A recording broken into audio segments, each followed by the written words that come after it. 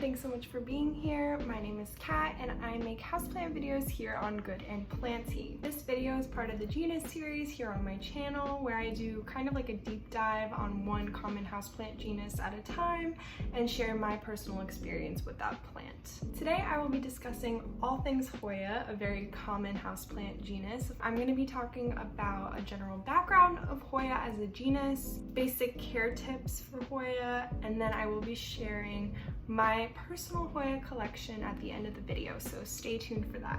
I'm going to be putting the time codes here and down in the description box if you want to click to the part that interests you. Okay, so like I said, Hoya is a very common genus of houseplant. There's about 200 to 300 species under the genus of Hoya. One of the most common ones is the Hoya Carnosa, and then under the Carnosa there are multiple different cultivars. So there are a lot of Hoya to collect, and therefore they're very popular amongst houseplant collectors. Some other common names for Hoya include the wax vine, the wax plant, and I think the porcelain flower. These plants usually vine over their pot or crawl along soil or up a board, depending on what you want to do with it.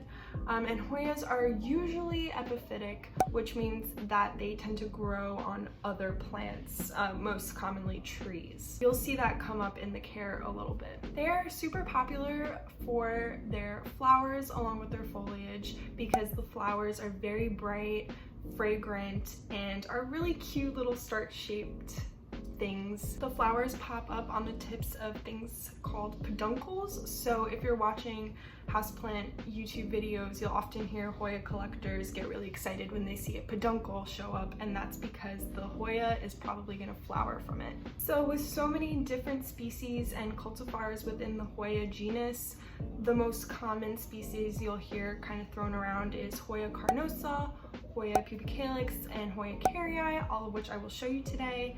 And that's just for you to know kind of the common names associated with Hoya. They are most native to parts of Asia, which include China, Thailand, Vietnam, India. That's not all-inclusive at all because Hoya are found in many different areas and countries, but those are kind of, I think, the biggest areas for Hoya. So, what are the basic care tips for Hoya?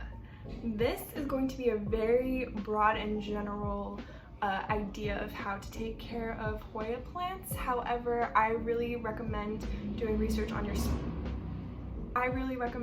specific research on your particular Hoya species to understand what's best for that plant. General tips for light.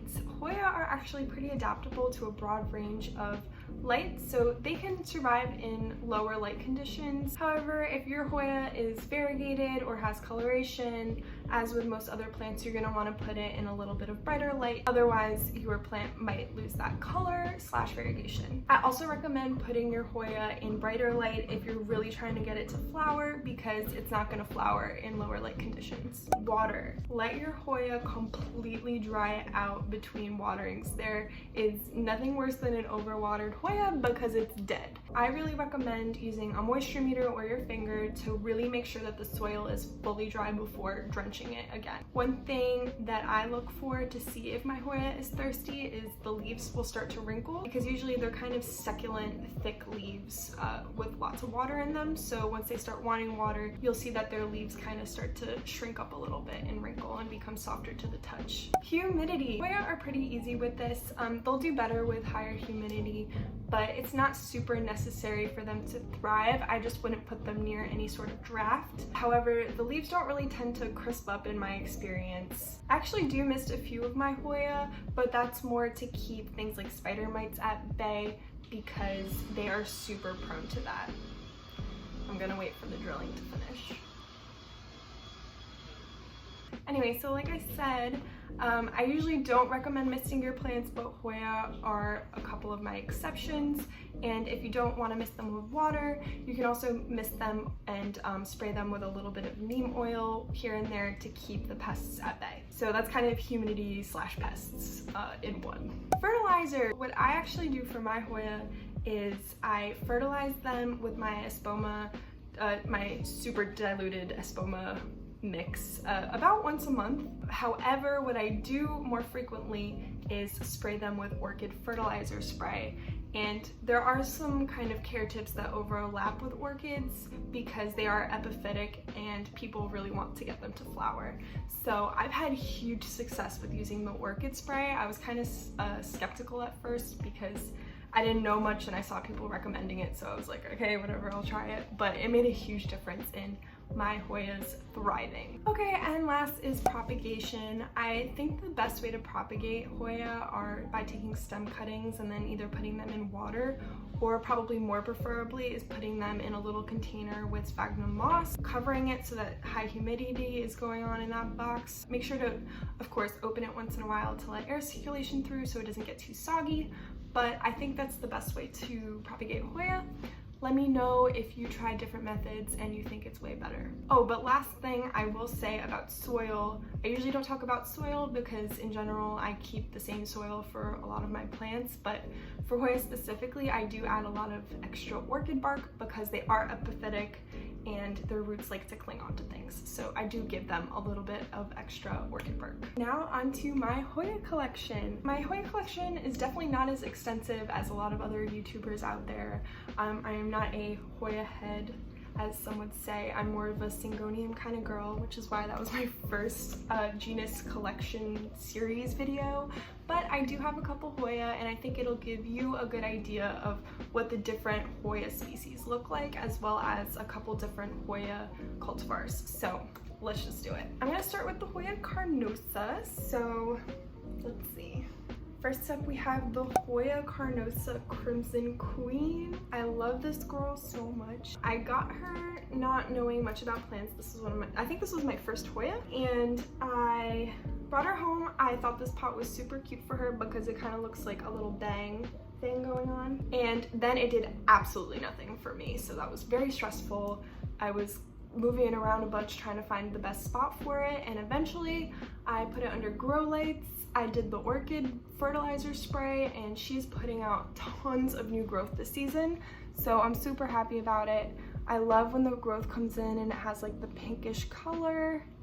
Let's see, I don't have a better example, but it is now growing. You can see it, like, look, it just keeps doing stuff like that. I love it. I'm so happy. So Hoya Crimson Queen. And what is a queen without her princess? So here is the Hoya Crimson Princess, and the difference is, if you didn't catch it, is the Crimson Queen has white on the outside, green on the inside, whereas the Princess has white on the inside, green on the outside. I think I said that correctly. I did buy this one a bit bigger, obviously, so some of this is my care and some of it is just from what I bought. I found this at Home Depot and it was $13, but then they couldn't find it when ringing it up, so I got this bad boy for $6. So kind of a steal. It's doing really well. I have it hanging outside in my little hallway under sunlight.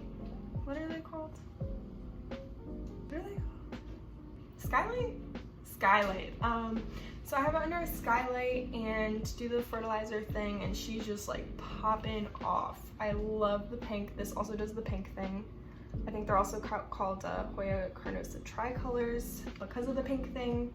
The stems are just a beautiful red. Absolutely love her. And she's so big and full that I honestly don't water her normally. I just wait for her to get super dry and then I give her a shower. So that's how I take care of her. Moving on with the Hoya Carnosas still. This one is pretty popular. Hoya Carnosa compacta. This is also called, I think, the Hindu rope, but just do yourself a favor and call it the Carnosa compacta. This is a really nice plant to have around. They're pretty popular. It didn't do much for me in the beginning, so I was getting a little frustrated, but my lovely, beautiful mother bought it for me because I wanted it really bad for a really long time, so I kind of stuck with it, and eventually it really rewarded me. I have really full foliage now, super healthy. I did have spider mites for a little bit, but I took care of it with neem oil, and now she's happy and thriving, and I try to give her showers here and there to keep the pests out of these little crinkles, because pests just absolutely love hiding in there and then sucking at the succulent Hoya Carnosa compacta leaves. So I love this plant. It's done a lot for me. It's really aesthetically pleasing. It's fun, and yeah, cool plant. Moving on from Hoya Carnosas, I have this Hoya pubic calyx. I might not be saying that right, but please don't yell at me. I absolutely love this plant. It's just, the foliage is beautiful. I think I got this for like $10 or something for this really full 4-inch pot. It was on sale. It was a great deal. Loved it. And now I'm getting all of this new growth with, I have it in a south-facing window hanging in a little macrame hanger here.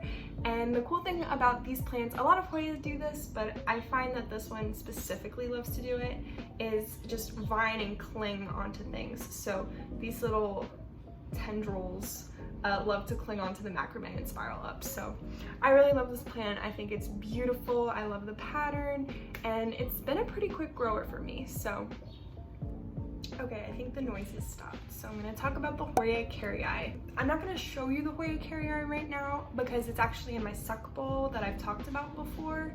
And basically the deal with the Hoya Carei is a lot of the times you'll see them as one little leaf in about a 2-inch sized pot. I was one of those people who thought it was super cute and went ahead and bought it because they were like, don't worry, it's gonna grow and vine and become a full plant one day. And I was like, cool.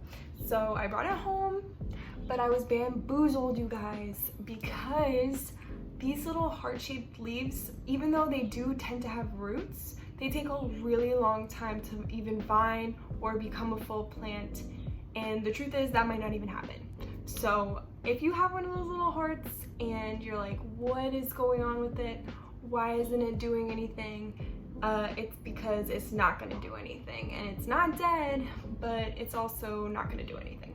So that's my little tea on the Hoya Carei. I'm sure a lot of you guys watching this already knew that, but in case you didn't, I was one of those people who fell for the little cute heart thing, and now I just have a cute heart thing, and it's in my succulent bowl. So that's the deal on Hoya Carei. Okay, so that's it for today's video. Thank you so much for watching. Please like this video, comment down below, subscribe, all of those good things that help me grow my channel. I really appreciate you guys watching. So yeah, I'll see you in the next video. Bye!